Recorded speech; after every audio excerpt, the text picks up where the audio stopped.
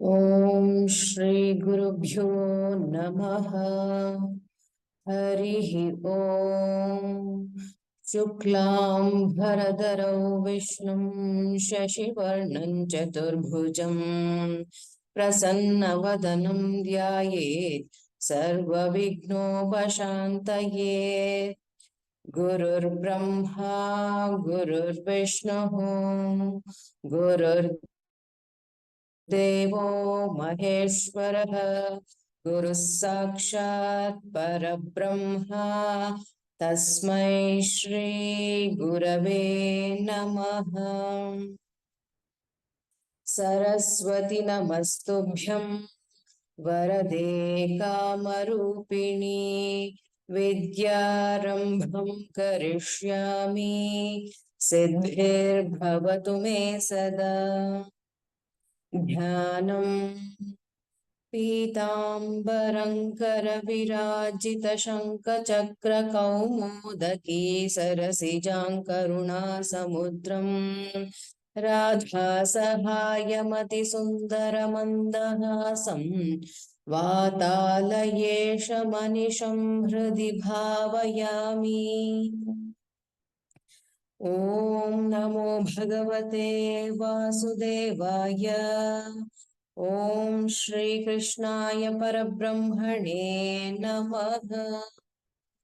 अथ श्रीमन्नारायणीयं प्रथमं दशकं श्रीभगवन्महिमानुवर्णनम्।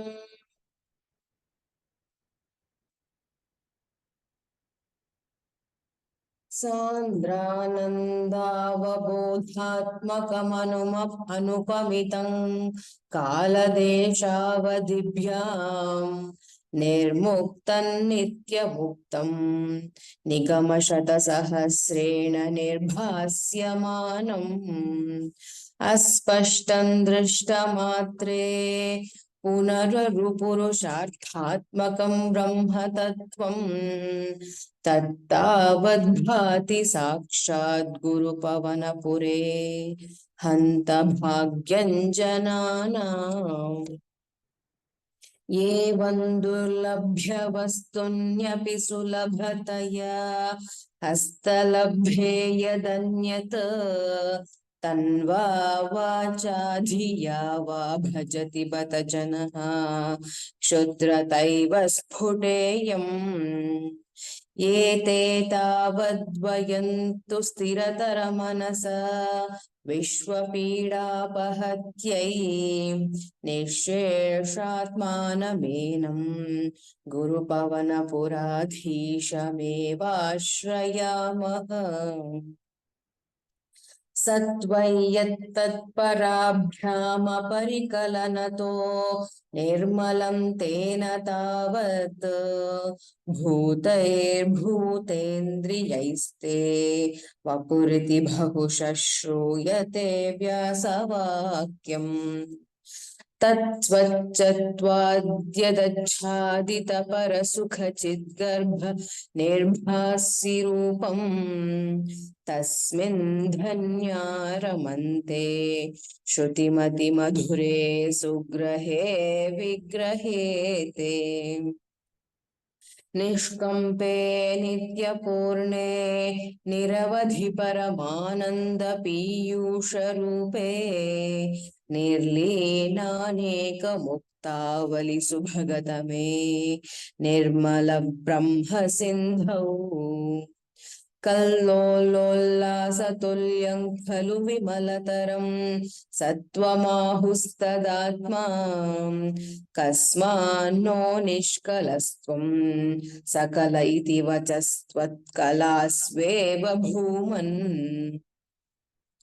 निर्व्यापारोऽपि निष्कारणमजभजसे यत्क्रियावीक्षणाख्यां तेनैवोदेति लीना प्रकृतिरसति कल्पापि कल्पादिकाले तस्या संशुद्धमंशं कमपि तमतिरोधायकं सत्त्वरूपं सत्त्वं धृत्वा दधासि स्वमहिमविभवा कुण्ठवैकुण्ठरूपम् तत्ते प्रत्यग्रधाराधरललितकलायावलीकेलिकारम् लावण्यस्यैकसारम्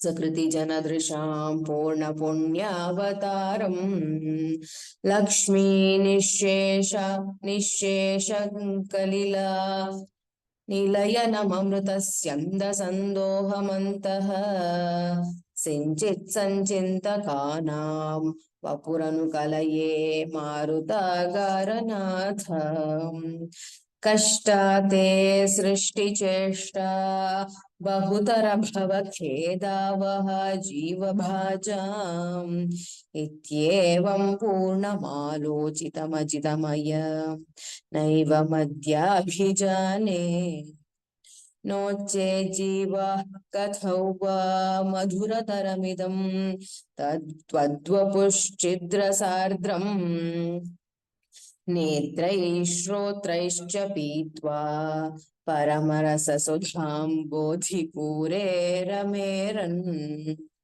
नम्राणां सन्निधत्ते सततमपि पुरस्तैरनभ्यर्थितानप्यर्थान् कामानजस्रं वितरति परमानन्दसान्द्राङ्गतिं च इत्थन्निःशेषलभ्यो निरवधिकफलः पारिजातो हरे त्वं क्षुद्रन्तं शक्रवाटी द्रुममभिलषते व्यर्थमर्थे व्रजोऽयम्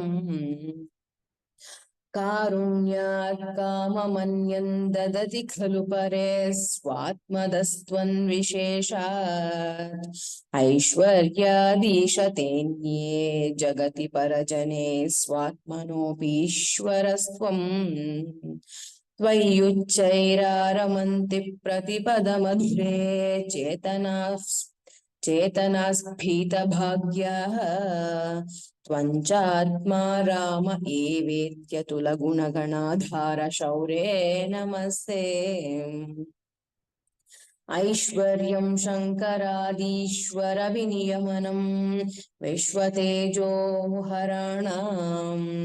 तेजः संहारि वीर्यं विमलमपि यशो निःस्पृहश्चोपगीतम् अङ्गासङ्गा सदा श्रीरखिलविदसि न क्वापि ते सङ्गवार्ता तद्वातागारवासिन्मुरहर भगवच्छब्दमुख्याश्रयोऽसि इति श्रीमन्नारायणीये श्रीभगवन्महिमानुवर्णनं नाम प्रथमं दशकं समाप्तम् नारायणाखिलगुरो भगवन्नमस्ते नारायणाखिलगुरो भगवन्नमस्ते अथ द्वितीयं दशकं भगवद्रूपवर्णनम् सूर्यस्पर्धिकिरीटमूर्ध्वतिलकप्रोद्भासि फालान्तरम् कारुण्याकुलनेत्रमार्द्रहसितोल्लासं सुनासापुटम् गण्डोद्यन्मकराभकुण्डलयुगं कण्ठोज्ज्वलत्कौस्तुभम् त्वद्रूपौवनमाल्यहारपटलः श्रीवत्सदीप्रं केयूराङ्गदकङ्कणोत्तममहारत्नाङ्गुलीयाङ्कित श्रीमद्बाहुचतुष्क सङ्गतगदा शङ्खारि पङ्केरुहा काञ्चित् काञ्चन काञ्चिलाञ्चितलसत्पीताम्बरालम्बिनीम् आलम्बे विमलाम्बुजद्युतिपदाम् मूर्तिं तवार्तिच्छिदम् यत्रैलोक्यमहीयसोऽपि महितं सम्मोहनं मोहनात् कान्तं कान्तिनिधानतोऽपि मधुरम् माधुर्यदुर्धुर्यादपि सौन्दर्योत्तरतोऽपि सुन्दरतरम् त्वद्रूपमाश्चर्यतोऽप्याश्चर्यं भुवनेन कस्य कुतुकम् पुष्णाति विष्णो विभो तत्तादृङ् मधुरात्मकं तव वपुः सम्प्राप्य सम्पन्मयी सा देवी परमोत्सुका चिरतरन्नास्ते स्वभक्तेष्वपि तेनास्यावत कष्टमच्युत विभो त्वद्रूपमानोज्ञकप्रेमस्थैर्यमयाद चापलबला चापल्य वार्तोदभूत् लक्ष्मीस्तावकरामणीयकहृतैवेयं परेष्वस्थिरेऽप्यस्मिन्नन्यदपि प्रमाणमधुना वक्ष्यामि लक्ष्मीपते एत्वद्ध्यानाद्गुणानुकीर्तनरसासक्ता हि भक्ता जनाः तेष्वेषा वसति स्थिरैव दयितः प्रस्ताव दत्तादर एवं भूतमनोज्ञतानवसुधा निष्यन्दसन्दोहनम् त्वद्रूपं परचिद्रसायनमयं चेतोहरं शृण्वताम् सद्यः प्रेरयते मतिं मदयते रोमाञ्चयत्यङ्गकं व्यासिञ्चत्यपि शीत बाष्पविसरैरानन्दमूर्च्छोद्भवैः एवं भूततया हि भक्त्यभिहितो योगः स योगद्वयात् कर्मज्ञानमयाधृषोत्तमतरो योगीश्वरैर्गीयते सौन्दर्यैकरसात्मके त्वयि खलु प्रेम प्रकर्षात्मिका भक्तिर्निःश्रममेव विश्वपुरुषैर्लभ्य रमावल्लभः नियतस्वधर्मचरणं यत्कर्मयोगाभिधं तद्दूरेत्यपलं यदौपनिषदज्ञानोपलभ्यं पुनः तत्तौ व्यक्ततया सुदुर्गमतरं चित्तस्य तस्माद्विभो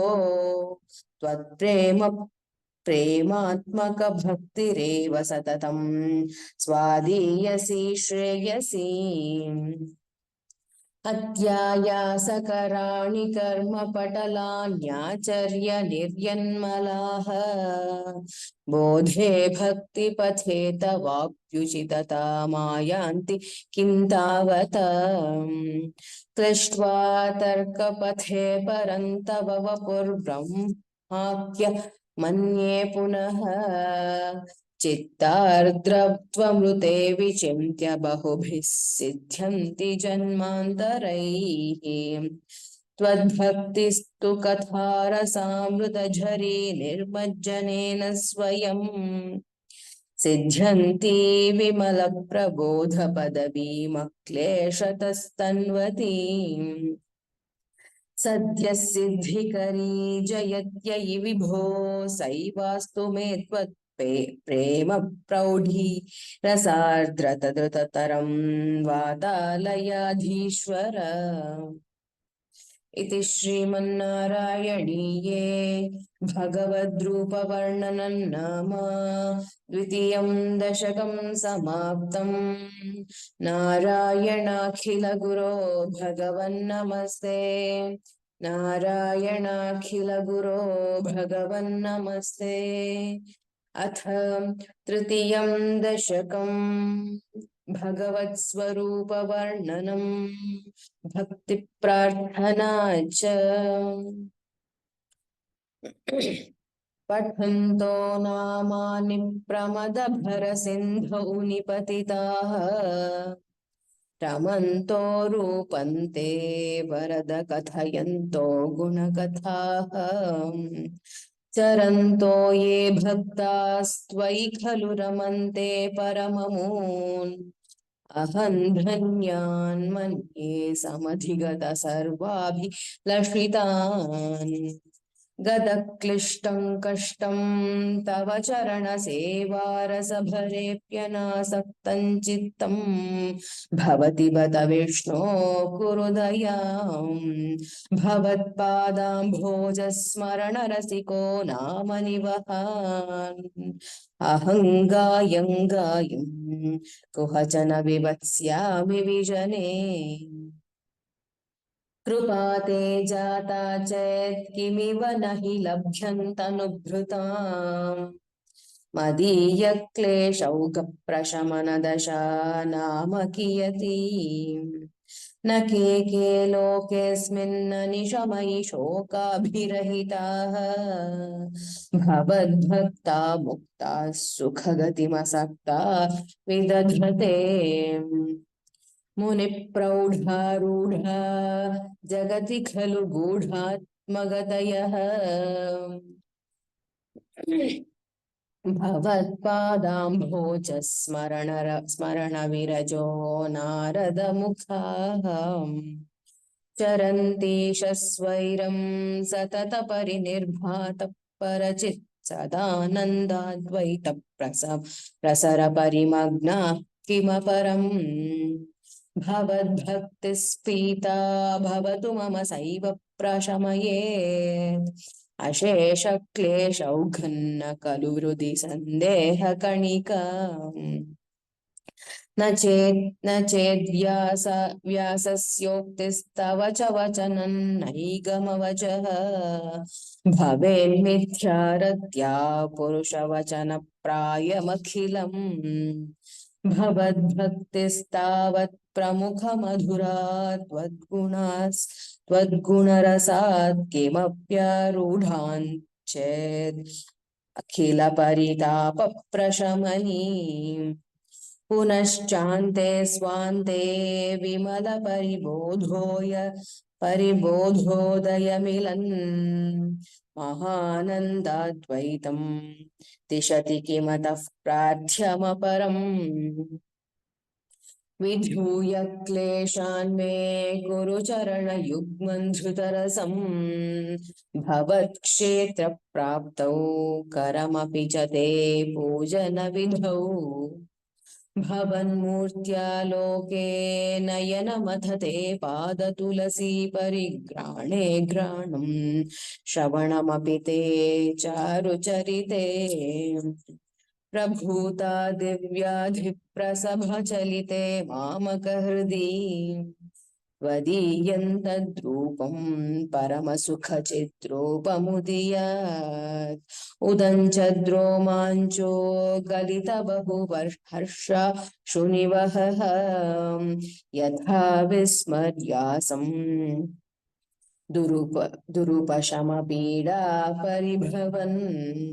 परिभवान् मरुद्गेहाधीश त्वयि खलु पराञ्चोऽपि सुखिनः भवत्स्नेही सोऽहं सुबहु परितप्ये च किमिदम् अकीर्तिस्ते मा भूद्वरद गदभारं प्रशमयन् भवद्भक्तोत्तं झटिति कुरु मां कंसदमनम् किमुक्तैर्भूयोभिस्तव हि करुणा यावदुदीयात् अहं तावद्देवा प्रहितविविधार्थप्रलपितः पुरः क्लृप्ते पादे वरद तव नेष्यामि दिवसान् यथाशक्तिव्यक्तन्नतिनुतिनिषेवा विरचयन् इति श्रीमन्नारायणीये भक्तस्वरूपवर्णनं भक्तिप्रार्थना चेति तृतीयं दशकं समाप्तं। नारायणाखिलगुरो भगवन्नमस्ते। नारायणाखिलगुरो भगवन्नमस्ते। अथ चतुर्थं दशकम्। अष्टाङ्गयोगवर्णनम् योगसिद्धिवर्णनं च। कल्यतां मम कुरुष्व तावतीं कल्यते भवदुपासनय्यया। स्पष्टमष्टविधयोगचर्यया पुष्टया श्रुतव तुष्टिमाप्नुयाम्। ब्रह्मचर्यदृढताभिर्यर्ममैराप्लवादिनियमैश्च पाविताः। कुर्महे दृढमपि सुखासनम् पङ्कजाद्यमपि वा भवत्पराः। तारमन्तरनुचिन्त्य सन्ततम् प्राणवायुमभियम्य निर्मलाः। इन्द्रियाणि विषयादतापहृत्यास्महे भवदुपासनोन्मुखाः। अस्फुटेव पुषिते प्रयत्नतः धारयेमधिषणां मुहुर्मुहुः। तेन भक्तिरसमन्तरार्द्रताम् उद्वहेम भवदङ्घ्रिचिन्तकाः। विस्फुटावयवभेदसुन्दरम् त्वद्वपुः सुचिरशीलनावशात्। अश्रमं मनसि चिन्तयामहे ध्यानयोगनिरतास्त्वदाश्रयाः। ध्यायतां सकलमूर्तिमीदृशीम् उन्मिषन्मधुरता हृतात्मनाम्। सान्द्रमोदरसरूपमान्तरम् ब्रह्मरूपमयि तेव भासते। तत्समास्वदनरूपिणीं स्थितिम् त्वत्समाधिमयि विश्वनायक। आश्रिताः पुनरतः परिच्युताौ आरभेमहि च धारणादिकम्। इत्थमभ्यसननिर्भरोल्लसत्वत्परात्म सुखकल्पितोत्सवाः।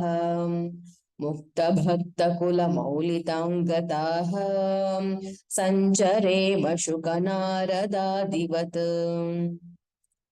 त्वत्समाधिविजये तु यः पुनर्मंशुमोक्षरसिकः क्रमेण वा। योगवश्यमनिलं षडाश्रयैरुन्नयत्यजसुषुम्नया शनैः। लिङ्गदेहमपि सन्त्यजन्नथः लीयते त्वयि परे निराग्रहः। ऊर्ध्वलोककुतुकीतुमूर्धतः सार्धमेव करणैर्निरीयते। अग्निवासरवलर्क्षपक्षगैरुत्तरायणजुषाच्च दैवतैः। प्रापितोरविपदं भवत्परः मोदवान् ध्रुवपदान्तमीयते। आस्थितोत्थमहरालये यदा शेषवक्त्रदहनोष्माणार्द्यते। ईयते भवदुपाश्रयस्तदा वेधसः पदमतः पुरैव वा। तत्र वा तव पदेऽथवा वसन् प्राकृतप्रलययेति मुक्तताम्। स्वेच्छया खलु परा विमुच्यते संविभिद्य जगदण्ड मोजसा। तस्य चक्षिति पयोमहो निलद्यो महत्प्रकृतिसप्तकावृत्तिः। तत्तदात्मकतया विशन् सुखी याति ते पदमनावृतौ विभो। अर्चिरादिगतिमीदृशी व्रजन्विच्युतिन्न भजते जगत्पते सच्चिदात्मक भवद्गुणोदयान् उच्चरन्तमनिलेश पाहि माम्। इति श्रीमन्नारायणीये अष्टाङ्गयोगवर्णनै योगसिद्धिवर्णनं चेति चतुर्थं दशकं समाप्तम्। नारायणाखिलगुरो भगवन्नमस्ते। नारायणाखिलगुरो भगवन्नमस्ते। अथ पंचमं दशकं विराट पुरुषोत्पत्तिवर्णनम्। व्यक्ताव्यक्तमिदं न किञ्चिदभवत् प्राक्कृतप्रक्षये मायायां गुणसाम्यरुद्धविकृतौ त्वय्यागतायालयम्। नो मृत्युश्च तदामृतं च समभून्नान्होन्न रात्रे स्थितिः तत्रैकस्तवमशिष्यथा किल परानन्दप्रकाशात्मना। कालः कर्मगुणाश्च जीवनिवहा विश्वं च कार्यविभो चिल्लीलारतिमेयुषि त्वयि तदा निर्लीनताय तामाययुः। तेषान्नैव वदन्त्यसत्त्वमयि भो शक्त्यात्मना तिष्ठताम्। नो चेत् किं गगनप्रसूनसदृशां भूयो भवेत् सम्भवः। एवञ्च द्विपरार्धकालविगता वीक्षांसि सृक्षात्मिकाम् बिभ्राणे त्वयि चुक्षुभे त्रिभुवनी भावाय माया स्वयं। मायातः खलु कालशक्तिरखिला दृष्टं स्वभावोऽपि च प्रादुर्भूय गुणान् विकास्य विदधुस्तस्य सहायक्रियाम्। माया सन्निहितो प्रविष्टवपुषा साक्षीति गीतो भवान् भेदैस्तां प्रतिबिम्बतो विविशिवान् जीवोऽपि नैवापरः। कालादिप्रतिबोधिताथ भवता सञ्चोदिता च स्वयं माया सा खलु बुद्धितत्त्वमसृजत्योऽसौ महानुच्यते। तत्रासौ त्रिगुणात्मकोऽपि च महान् सत्त्वप्रधानः स्वयं जीवेऽस्मिन् खलु निर्विकल्पमहमित्युद्बोधनिष्पादकः। चक्रेऽस्मिन् सविकल्पबोधकमहं तत्त्वं महान् खल्वसौ सम्पुष्टं त्रिगुणैस्तमोति बहुलं विष्णो भवत्प्रेरणात्। सोऽहं च त्रिगुणक्रमात् त्रिविधता मासाद्य वैकारिकः भूयस्तैजस तामसाविति भवन्नाद्येन सत्त्वात्मना। देवानिन्द्रियमानिनो कृतदिशा वातार्कपाश्यश्विनः वह्नीन्द्राच्युतमित्रकान् विधुविधि श्रीरुद्रशारीरकान् भूमन्मानसबुद्ध्यहङ्कृतिमिलच्चित्ताख्यवृत्त्यन्वितम् तच्चान्तःकरणौ विभो तव बलात् सत्त्वांश एवासृजत्। जातस्तैजसतो दशेन्द्रियगणस्तत्तामसांशात् पुनः तन्मात्रान्नभसो मरुत्पुरपते शब्दो जनित्वद्बलात्। शब्दाद्व्योमततः ससर्जित विभो स्पर्शन्ततो मारुतम् तस्माद्रूपमतो महोदचरसं तोयं च गन्धं महीम् एवं माधव पूर्वपूर्वकलनाद्याद्याद्यधर्मान्वितम् भूतग्राममिमं त्वमेव भगवन् प्राकाशयस्तामसात् एते भूतगणास्तथेन्द्रियगणा देवाश्च जाताः पृथक् नोषे कुर्भुवनाण्डनिर्मितिविधौ देवैरमीभिस्तदा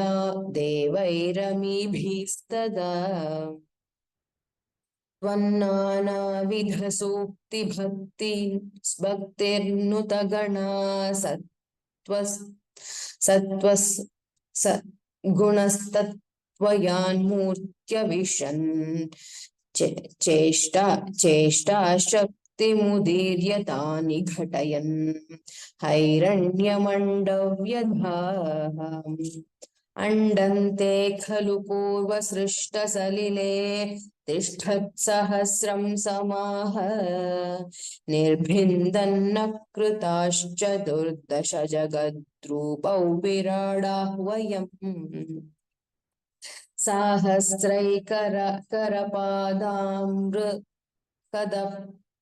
साहस्रैकरपादमूर्ध्वनि वहैर्निःशेषजीवात्मकः निर्भातोऽसि मरुत्पुराधिपसमां त्रायस्व सर्वामयात् इति श्रीमन्नारायणीये विराट पुरुषोत्पत्तिवर्णनं नाम पंचमं दशकं समाप्तं।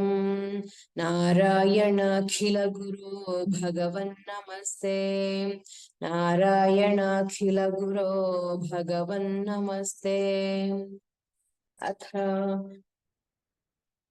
षष्ठं दशकं विराट देहस्य जगदात्मत्ववर्णनम्।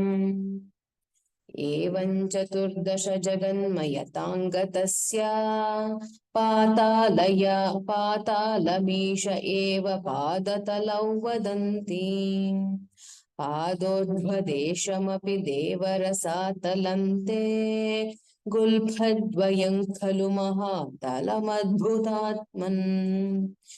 जङ्घे तलातलमथोऽसुतलं तच्चुतलं च जानो किञ्चोरुभायुगलौ वितलातले द्वे। शोणीतलं जघनमम्बराङ्गनाभिः वक्षश्च शक्रनिलयस्तव चक्रपाणे। ग्रीवामहस्तव मुखं च जनस्तपस्तो हालं शिरस्तव समस्तमयस्य सत्यम्। एवं जगन्मयं तनो जगदाश्रितैरप्यैर्निबद्धवपुषे भगवन्नमस्ते। त्वद्ब्रह्मरन्ध्रपदमीश्वर विश्वकन्दा छन्दांसि केशवघनास्तव केशपाशाः। उल्लासि चिल्लियुगन्द्रुहिणस्य गेहं पक्ष्माणि रात्रिदिवसौ सविता च नेत्रे। निःशेष विश्वरचना च कष्टाक्षमोक्षः कर्णौ दिशो विश्वयुगलं तव नासिके द्वे। लोभत्रपे च भगवन्नधरोत्तरोष्ठौ तारागणश्च दशनाः शमनश्च दंष्ट्र। मायाविलसहसितं श्वसितं समीरः जिह्वा जलौ वचनमीश शकुन्तपङ्क्तिः। सिद्धादयः स्वरगणा मुखरन्ध्रमग्निः देवा भुजास्तनयुगं तव धर्म देवः। पृष्ठन्त्वधर्म इह देवमनुःसुधांशुः अव्यक्तमेव हृदयाम्बुजमम्बुजाक्ष कुक्षिः समुद्रनिवहा वसनन्तु सन्ध्ये शेपः प्रजातिरसौ वृषणौ च मित्रः श्रोणीस्थलं मृगगणा पदयोर्नखास्ते हस्त्युष्ट्रसैन्धवमुखा गमनन्तु कालः विप्रादिवर्णभवनौ वदनाब्जबाहु चारूर्युग्मचरणं करुणाम्बुधे ते संसारचक्रमयि चक्रधर क्रियास्ते वीर्यं महासुरगणो स्थितकुलानिशैलः नाड्यः सरितः समुदयस्तरवश्चरोमा जीयादिदौ वपुरनिर्वचनीयमीश ईदृग्जगन्मय वपुस्तव कर्मभाजां कर्मावसानसमये स्मरणीयमाहुः तस्यान्तरात्मवपुषे विमलात्मने ते वातालयाधिपनमोऽस्तु निरुन्धिरोगान् इति श्रीमन्नारायणीये विराट्देहस्य जगदात्मत्ववर्णनं नाम षष्ठं दशकं समाप्तम् नारायणाखिलगुरो भगवन्नमस्ते नारायणाखिलगुरो भगवन्नमस्ते अथ सप्तमं दशकम् हिरण्यगर्भोत्पत्तिवर्णनं वैकुण्ठदर्शनं च एवं देव चतुर्दशात्मकजगद्रूपेण जातः पुनः तस्योर्ध्वं खलु सत्यलोकनिलये जातोऽसि धाता स्वयम् यं शंसन्ति हिरण्यगर्भमखिल त्रैलोक्यजीवात्मकं यो भूत्स्फीतरजो विकार विकसन्नानासि सृक्षारसः सोऽयं विश्वविसर्गदत्तहृदयः सम्पश्यमानः स्वयं बोधः कल्वनवाप्य विश्वविषयं चिन्ताकुलस्थिस्तवान् तावत्त्वं जगतां तपतपे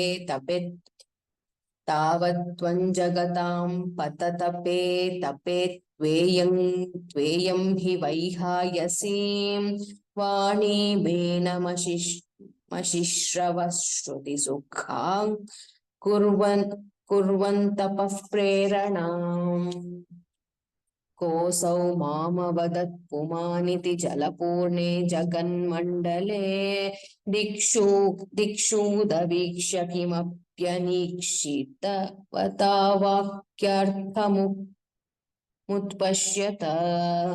दिव्यौ वर्षसहस्रमात्तपसा तेन त्वामराधितः तस्मै दर्शितवानसि स्वनिलयौ वैकुण्ठमेकाद्भुतम् माया यत्र कदापि नो विकुरुते भाते जगद्भ्यो बहिः शोकक्रोधविमोहसाध्वसमुखा भावास्तु दूरङ्गताः सान्द्रानन्दझरी च यत्र परमज्योतिः प्रकाशात्मके तत्ते धाम विभावितौ विजयते वैकुण्ठरूपौ विभो यस्मिन्नाम चतुर्भुजा हरिमणिश्चां श्यामावदात्विषः नानाभूषणरत्नदीप्तदिशो राजद्विमानालयाः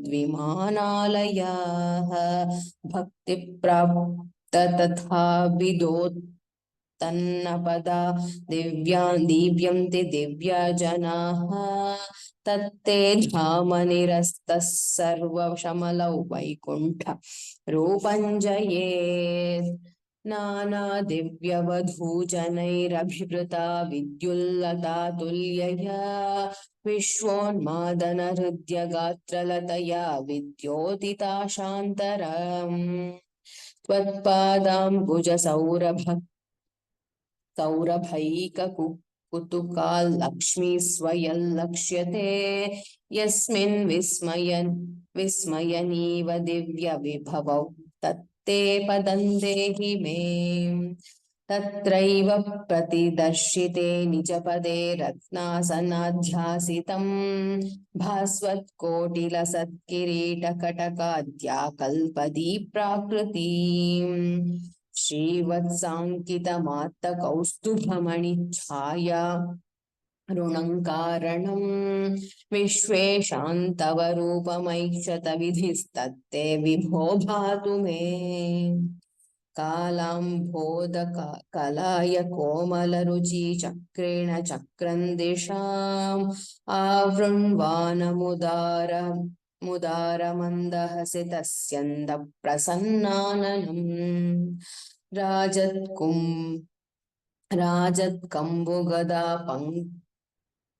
राजत्कम्बुगदारि पङ्कजधर श्रीमद्भुजामण्डलम् स्रष्टुस्तुष्टिकरौ वपुस्तव विभो मद्रोगमुद्वासयेत् दृष्ट्वा संभृतसम्भ्रमः कमलोद्भूस्त्वत्पाथोरुहे हर्षावेशवशौ वदो निपतितः प्रीत्या कृतार्थी भवन् जानास्येव मनीषितं मम विभो ज्ञानं तदा पादय द्वैताद्वैतभवस्वरूपपरमित्याचष्टतन् त्वां भजे आताम्रे चरणे विनम्रमथतं हस्तेन हस्ते स्पृशन् बोधस्ते भविता न सर्गविधिभिर्बन्धोऽपि सञ्जायते इत्याभाष्यगिरं प्रतोष्य नितरान् तच्चित्तगूढस्वयं सृष्टौ तं समुदैरयैः स भगवन्नुल्लासयोल्लाघताम् इति श्रीमन्नारायणीये हिरण्यगर्भोत्पत्तिवर्णनं वैकुण्ठदर्शनं चेति सप्तमं दशकं समाप्तम् नारायणाखिलगुरो भगवन्नमस्ते नारायणाखिलगुरो भगवन्नमस्ते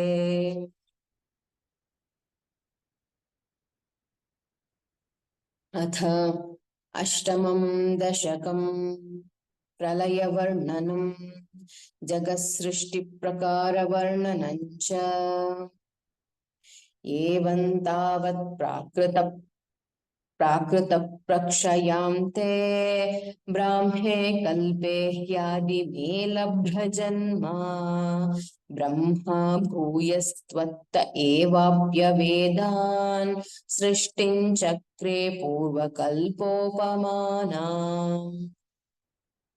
सोऽयं चतुर्युगसहस्रमितान्यहानि तावन्मिताश्चरजनीर्बहुशो निनाय निद्राद्यसौ त्वयि निलीय समं स्वसृष्टैः नैर्मित्तिकप्रलयमाहुरतोऽस्य रात्रिम् अस्मादृशां पुनरहर्मुखकृत्य तुल्यां सृष्टिं करोत्यनुदिनं स भवत्प्रसादात् प्राग्ब्रह्मकल्पजनुषां च परायुषां तु सुप्तप्रबोधनसमास्ति तदापि सृष्टिः पञ्चाशदब्दमधुना स्वपयोर्ध्वरूपम् मे एकं पराध्वमतिवृत्य हि वर्तते सौ तत्रान्त्यरात्रिजनितान् कथयामि भूमन् पश्चाद्दिनावतरणे च भवद्विलासान् दिनावसानेऽथ सरोजयोनिः सुषुप्तिकामस्त्वयि सन्निलिल्ये जगन्ति च त्वज्जठरं समीयुः तदेदमेकार्णवमास विश्वम् तवैव वेषे फणिराजिशेषे जलैकशेषे भुवने स्म शेषे आनन्दसान्द्रानुभवस्वरूपः स्वयोगनिद्रा परिमुद्रितात्मा कालाख्यशक्तिं प्रलयावसाने प्रबोधयेत्यादिशताखिलादौ त्वया प्रसुप्तं परिसुप्तशक्तिव्रजेन तत्राखिल जीवधाम्ना चतुर्युगाणां च सहस्रमेवं त्वयि प्रसुप्ते पुनरद्वितीये कालाख्यशक्तिः प्रथमः प्रबुद्धा प्रबोधयत्वां किल विश्वनाथ विबुध्य च त्वं जलगर्भशायिन् विलोक्य लोकानखिलान् प्रलीनान् तेष्वेव सूक्ष्मात्मतया निजान्तस्थितेषु विश्वेषु ददाथ दृष्टिं ततस्त्वदीयादैनाभिरन्ध्रात् उदञ्चिदं किञ्चन दिव्यपद्मं निलीननिःशेषपदार्थमाला संक्षेपरूपं मुकुलायमानम् तदेतदम्भोरुहकुड्मलं ते कलेबरातोयपथे प्ररूढम् बहिर्निरीतं परितस्फुरद्भिः स्वधामभिर्ध्वान्तमलं न्यकृन्तत् सम्फुल्लपत्रे नितराौ विचित्रे तस्मिन् भवद्वीर्यधृते सरोजे सपद्मजन्मा विधिराविरासीत् स्वयं प्रबुद्धा किल वेदराशिः अस्मिन् पुरात्मन्ननुपाद्मकल्पे त्वमित्थमुत्थापितपद्मयोनिः अनन्तभूमा मम रोगराशिं निरुन्ध्रिवातालय वास विष्णो इति श्रीमन्नारायणीये प्रलयवर्णनं जगत्सृष्टिप्रकारवर्णनं चेति अष्टमं दशकं समाप्तं नारायणाखिलगुरो भगवन्नमस्ते नारायणाखिलगुरो भगवन्नमस्ते अथ नवमं दशकं जगत्सृष्टिवर्णनम् स्थितः स कमलोद्भवस्तव हि नाभिपङ्केरुहे कुतस्विदिदमम्बुधावदुदितमित्यनालोकयन् तदीक्षणकुतूहलात् प्रतिदिशौ विवृत्ताननः चतुर्वदनतामगाद्विकसदृष्टदृष्ट्यम्बुजाम् महार्णवविघूर्णितः कमलमेव तत्केवलं विलोक्य तदुपाश्रयन्तव तनुन्तु नालोकयन् क एष कमलोदरे महति निस्सहायो ह्यहम् कुतिस्विदिदमम्बुजं समजनीति चिन्तामगात् अमुष्य हि सरोरुह किमपि कारणं सम्भवेत् इति स्म कृतनिश्चयः स खलु नालरन्ध्राद्वनाम् स्वयोगबलविद्यया समवरूढवान् प्रौढधीः त्वदीयमतिमोहनं तु कलेबरं दृष्टवान् ततः सकलनालिका विवरमार्गगोमार्गयन् प्रयस्य शतवत्सरं किमपि नैव सन्दृष्टवान् निवृत्य कमलोदरे सुखनिषण्णा एकाग्रधीः समाधिबलमदधे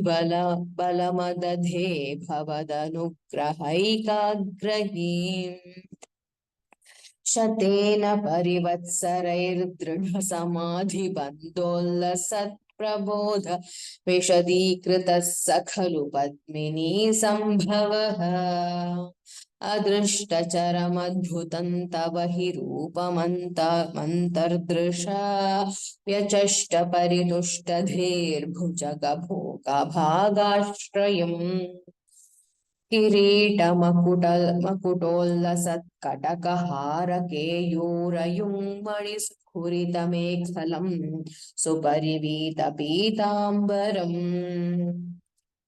कलाय कुसुमप्रभं गलतलोल्लसत्कौस्तुभं वपुस्तदै भावये कमलजन्मने दर्शितम् श्रुतिप्रकारदर्शितप्रचुरवैभव श्रीपते हरे जय जय प्रभो पदमुपैषि दृष्ट्यादृशोः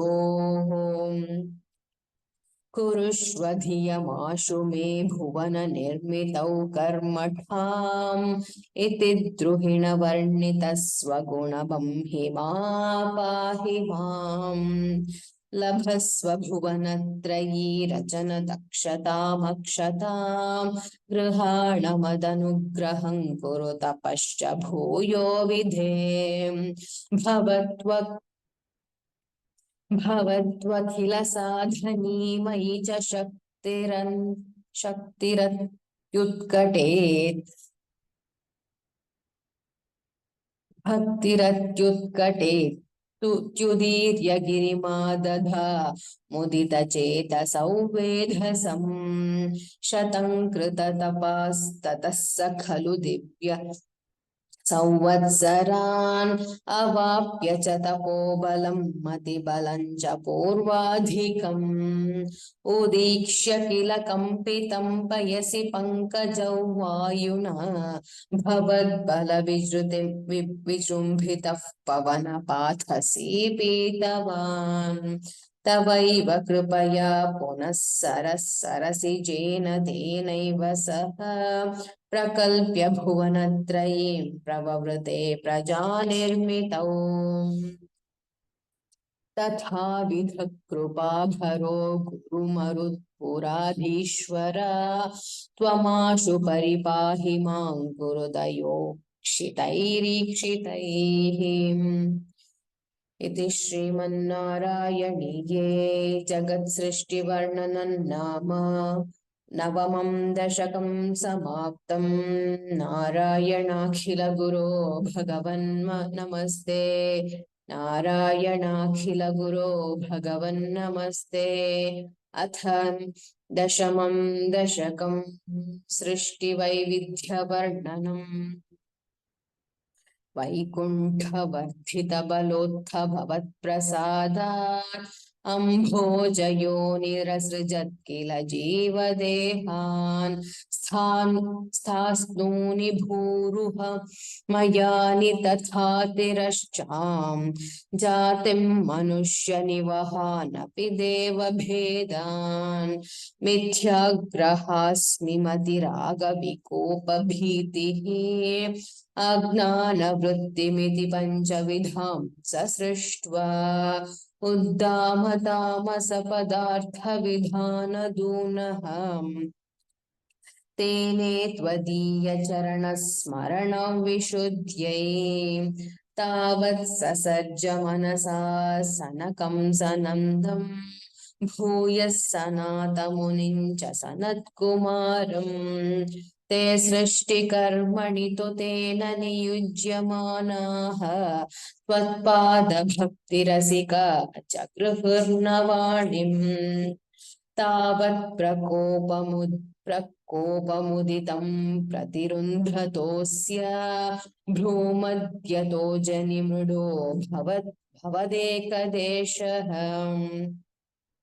नामानि मे कुरु पदानि च विरिञ्चेत्यादौ रुरोद किल तेन स रुद्रनाम एकादशाह्वयतया च विभिन्नरूपम् रुद्रौ विधाय दयिता वनिताश्च दत्त्वा तावन्त्यदत्त च पदानि भवत्प्रणुन्नः प्राह प्रजा विरचनाय च सादरन्तम् रुद्राभिसृष्टभयदाकृतिरुद्रसङ्घः सम्पूर्यमाण भुवनत्रयभीतचेताः मामा प्रजासृज तपश्चर मङ्गलायेत्याचष्टतं कमलभूर्भवदीरितात्मा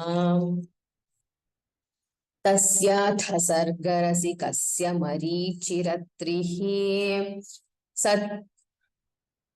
तत्राङ्गिरः क्रतुमुनिः कुलः पुलस्त्यः अङ्गादजायत भृगुश्च वसिष्ठदक्षौ श्रीनारदश्च भगवन् भवदङ्घ्रिदासः धर्मादिकानभिसृजन्नथ कर्दमञ्च वाणे विधाय विधिरङ्गजं सङ्कुलोऽभूत् त्वद्बोधितैः सनकदक्षमुखैस्तनूजैः उद्बोधितश्च विरराम तमो विमुञ्चन् वेदान् पुराणनिवहानपि सर्वविद्याः कुर्वन्निजाननगणात् चतुराननोऽसौ पुत्रेषु तेषु विनिधाय स सर्गवृद्धिम् अप्राप्नुवंस्तव पदां भुजमाश्रितोऽभूत् जानन्नुपायमथ देहमजो विभज्य स्त्रीपुंसभावमभजन्म तनुत्वदूधा स्त्रीपुंसभावभजन्म तद्वधूभ्यां ताभ्यां च मानुषकुलानि विवर्धयंस्त्वं गोविन्दमारुतपुरेश निरुन्धिरोगान् इति श्रीमन्नारायणीये सृष्टिवैविध्यवर्णनं नाम दशमं दशकं समाप्तम् नारायणाखिलगुरो भगवन्नमस्ते नारायणाखिलगुरो भगवन्नमस्ते अथ एकादशं दशकम् सनकादीनां वैकुण्ठप्रवेशवर्णनम् जय विजय शापवर्णनम् हिरण्यकशिपु हिरण्याक्षोत्पत्तिवर्णनञ्च क्रमेण सर्गे परिवर्धमाने कदापि दिव्याः सनकादयस्ते भवद्विलोकाय विकुण्ठलोकं प्रपेदिरे मारुतमन्दिरेश मनोज्ञनैः श्रेयसकाननाद्यैः अनेकवापी मणिमन्दिरैश्च अनोपमन्तं भवतो निकेतं मुनीश्वराः प्रापुरतीतकक्ष्याः भवद्दिदृक्षून् भवनौ विविक्षून् द्वास्थौ जयस्तान् विजयोऽप्यरुन्धाम् तेषां च चित्ते पदमापकोपः सर्वं भवत्प्रेरणयैव भूमन् वैकुण्ठलोकानुचितप्रचेष्टौ कष्टौ युवान् दैत्यगतिं भजेतम् इति प्रशप्तौ भवदाश्रयौ तौ हरिस्मृतिर्नोऽस्ति त्विति नेमतुस्तान् तदेतदाज्ञाय भवानवाप्तः सहैव लक्ष्म्या बहिरम्बुजाक्ष खगेश्वरां सार्पितचारुबाहुः आनन्दयंस्तानभिराममूर्त्या प्रसाद्य गीर्भिः स्तुवतो मुनीन्द्रान् अनन्यनाथावत पार्षदौ तौ संरम्भयोगेन भवैस्त्रिभिर्माम् उपेतमित्यात्तकृपन्यगादीः त्वदीयभृत्या वथ काश्यपात्तौ सुरारिवीरा उदितौ द्वौ सन्ध्यासमुत्पादनकष्टचेष्टौ यमौ च लोकस्य यमाविवान्यौ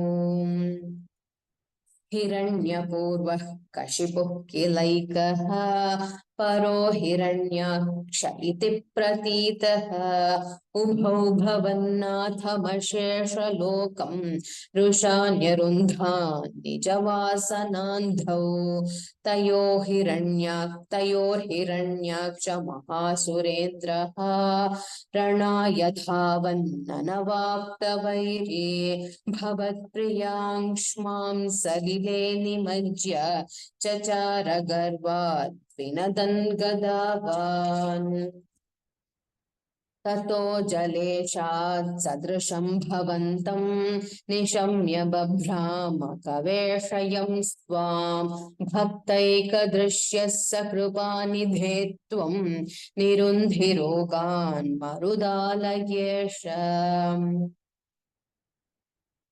इति श्रीमन्नारायणीये सनकादीनां वैकुण्ठप्रवेशवर्णनं जय विजयशापवर्णनं हिरण्यकशिपु हिरण्याक्षोत्पत्तिवर्णनं चेति 11 दशकं समाप्तं नारायणाखिलगुरो भगवन्नमस्ते नारायणाखिलगुरो भगवन्नमस्ते अथ 12 दशकम् वराहावतारवर्णनं भूम्युद्धरणवर्णनं च स्वायम्भुवो मनुरथो जनसर्गशीलः दृष्ट्वा महीमसमये सलिले निमग्नां स्रष्टारमापशरणं भवदङ्घ्रिसेवा तुष्टाशयं मुनिजनैः सह सत्यलोके कष्टं प्रजासृजति मय्यवनिर्निमग्ना स्थानं सरोज भव कल्पय तत्प्रजानाम्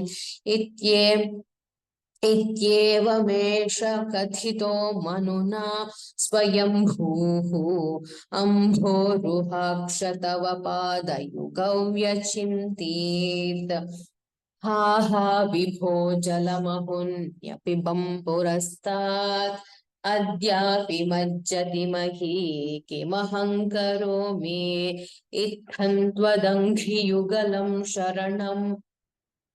शरणय्यतोऽस्य नासापुटात् समभवः शिशुकोलरूपी अङ्गुष्ठमात्रवपुरुत्पतितः पुरस्तात् भूयोऽथ कुम्भिसदृशः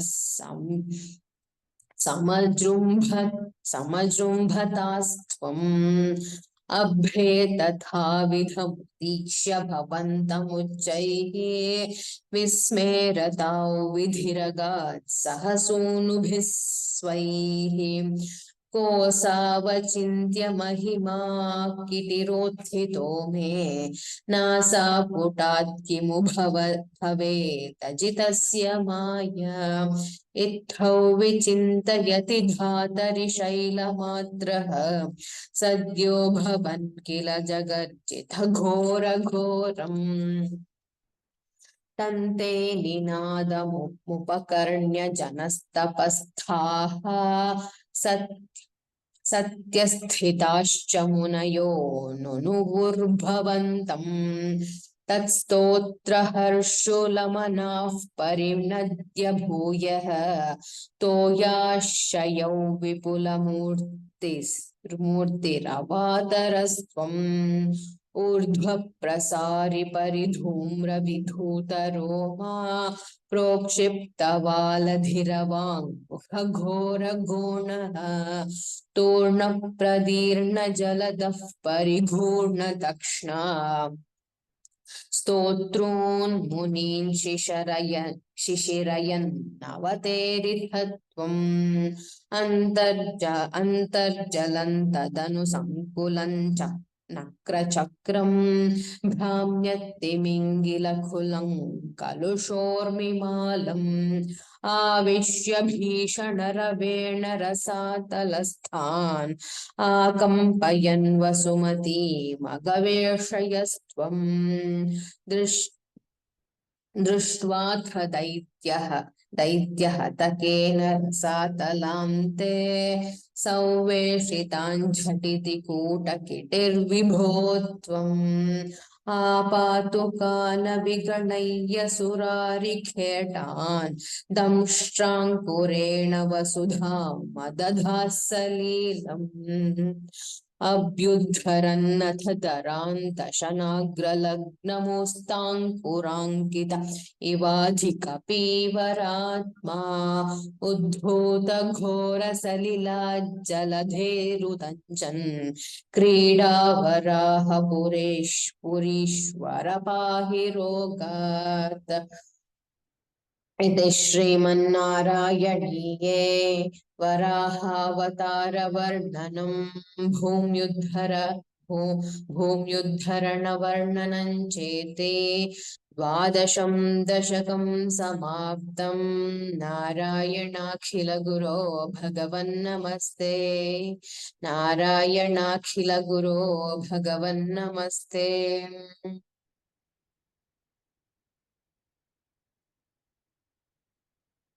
अथ त्रयोदशं दशकं हिरण्याक्षवधवर्णनम्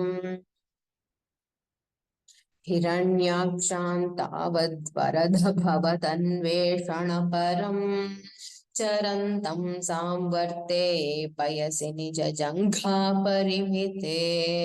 भवद्भक्तो गत्वा कपटपटुधीर्नारदमुनिः शनैरुचे नन्दन् तनुजमपि निन्दं स्तव बलम् समायावी विष्णुर्हरति भवदी दीयाौ वसुमतीं प्रभो कष्टं किमिदमिति तेनाभिगदितः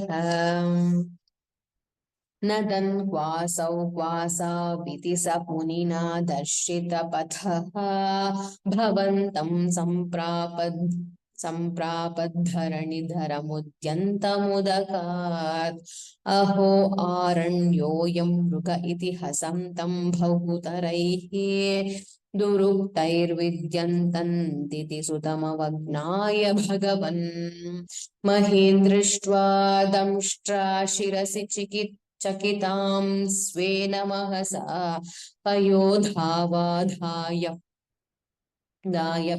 प्रसभमुदयुं तामृधविधौ गदापाणौ दैत्ये त्वमपि हि गृहीतोन्नतगदः नियुद्धेन क्रीडन् घटघटरवो गुष्टवियता रणलोकौत्सुक्यान्मिलति सुरसङ्घे द्रुतममुं निरुन्ध्या सन्ध्यातः प्रथममिति धात्रा जगदीशे गदोन्मर्दे तस्मिंस्तव खलु गतायान्तीति भुवः गदाघाताद् भूमौ झटिति पतितायामहह भोः मृदुस्मेराय स्वयं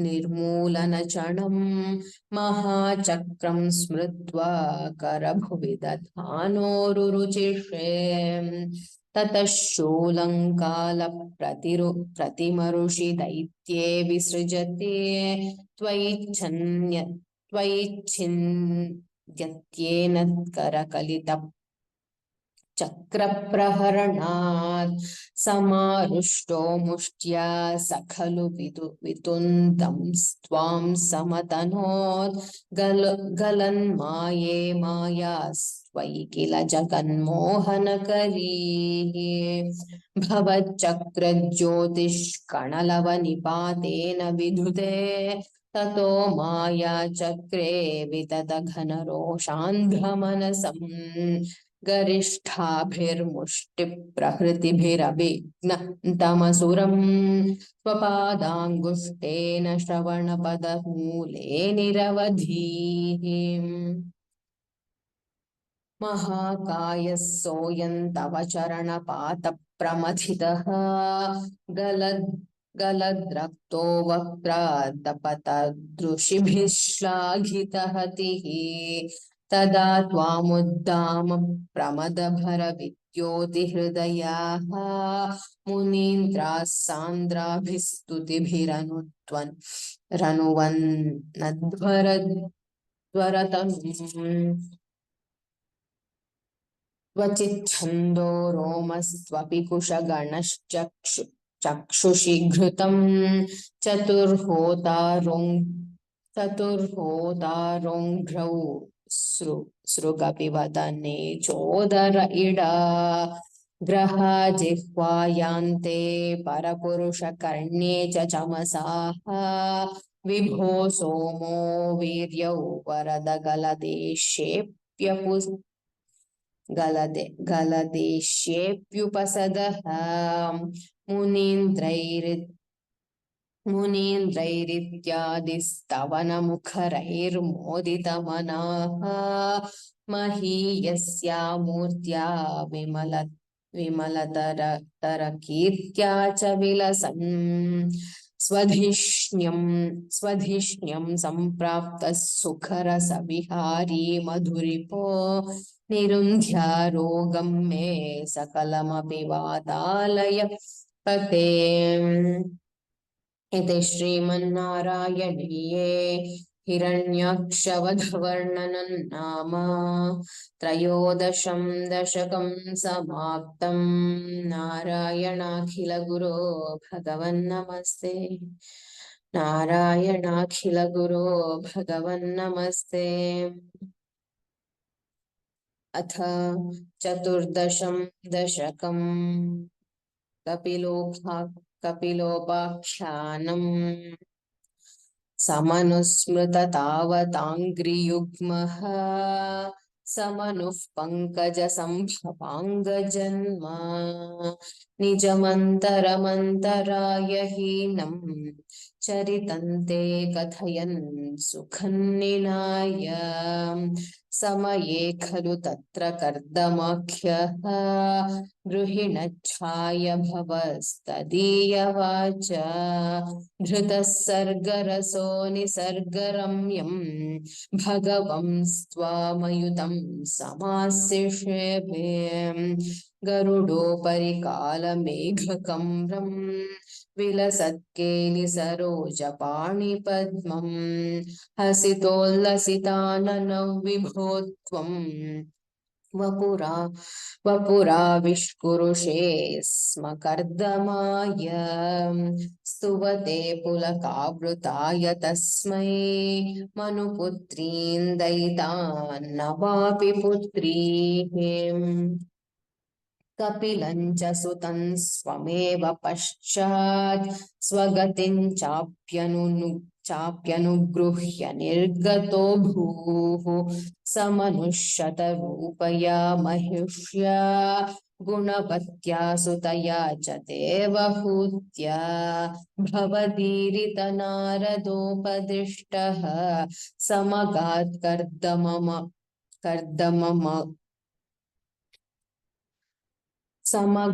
कर्दममागति प्रतीक्षं मनुनोपहृताञ्च देवहूतिं तरुणीरत्नमवाप्य कर्दमोऽसौ भवदर्चन निर्वृतोऽपि तस्यां दृढशुश्रूषणया दधौ प्रसादं स पुनस्त्वदुपासनप्रभावात् दयिता कामकृते कृते विमाने वनिताकुलसङ्कुलो नवात्मा व्यहरद्देव पथेषु देवहूत्या शतवर्षमथौ व्यतीत्य सोऽयं नवकन्याः समवाप्य धन्यरूपाः वनयानसमुद्यतोऽपि कान्ताहितकृत्वज्जननोत्सुकान्यवात्सीत्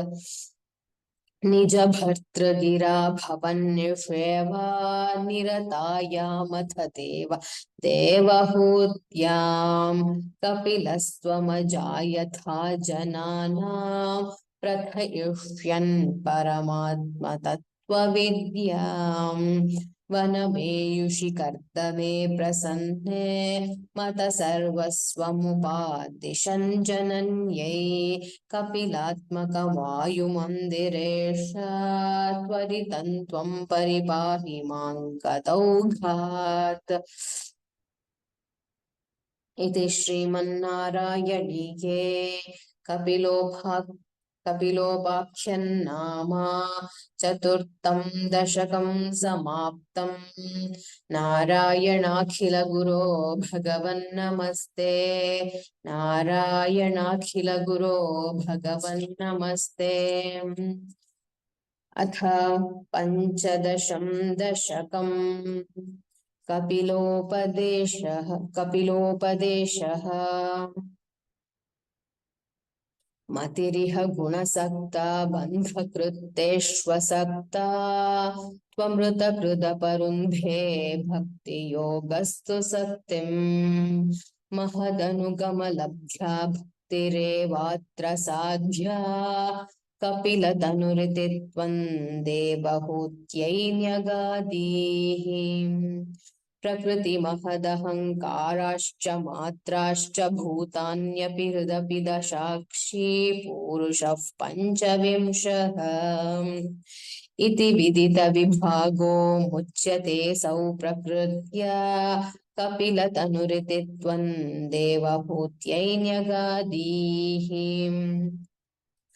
प्रकृतिगतगुणौघैर्नाज्यते पुरुषोऽयं यदि तु सजति तस्यां तद्गुणास्तं भजेरन् मदनुभजन तत्त्वलोचनैः साप्यपेयात् कपिलतनुरिति त्वं देवहूत्यै न्यगादीः